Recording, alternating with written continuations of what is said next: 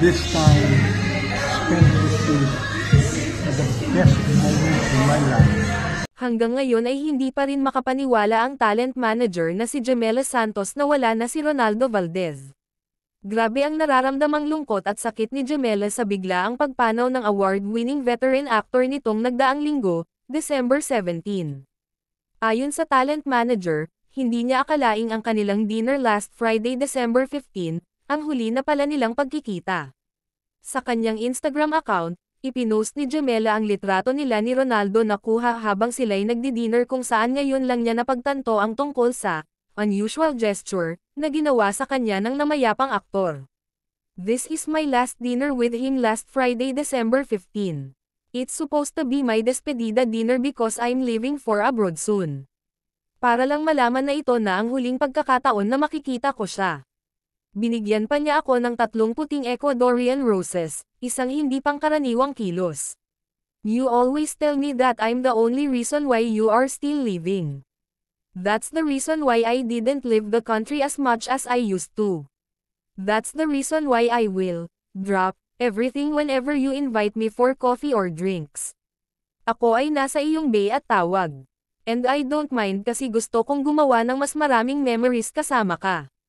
At the back of my mind, alam kong iiwan mo ako. But I never thought you're going to leave me this soon, ang bahagi ng mahabang caption ni Jamela sa kanyang IG post. Inamin din niya na may pagkakataong napag-usapan nila ang tungkol sa kamatayan.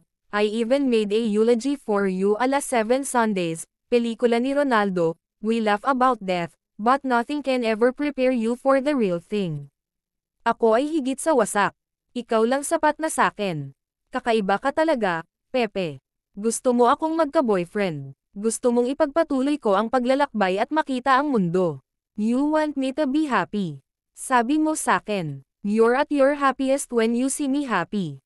Na kaya mong maging sarili mo kapag kasama mo ako, aniya pa. Pagpapatuloy pa niya, how can I ever endure this pain? Paano ko itutuloy ang buhay ko? Bangungot ba ito? Sino na magko-correct pag mali grammar ko? Sino nakausap ko pagkagising ko sa umaga? Bago matulog sa gabi, mag-isa na lang ako, wala na ako kakampi. Wala na ang partner ko sa buhay at sa krimen. Hindi ko kailanman inalagaan ang ibang tao gaya ng pag-aalaga at pagmamahal ko sa iyo. Madalas mo akong tanungin, bakit kita pinagtsatsagaan?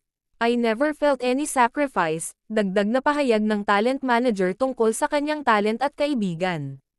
Sabi pa ni Jamela, ikaw ay isang mabuting tao. Ikaw ay isang hiyas ng isang tao. I am so blessed to be loved by you. Kapag nawalan ka ng isang taong napakahalaga, lahat ng iba pa ay nagiging walang katuturan. Thank you Pepe for making me realize I am capable of caring that much for a person. Thank you for your love. Hinding-hindi kita makakalimutan. You've loved me until your last breath. I will be grieving until the day I die. Ang sakit, sobra. Hindi ko kayang tiisin ang sakit na ito. Panginoon, tulungan mo ako.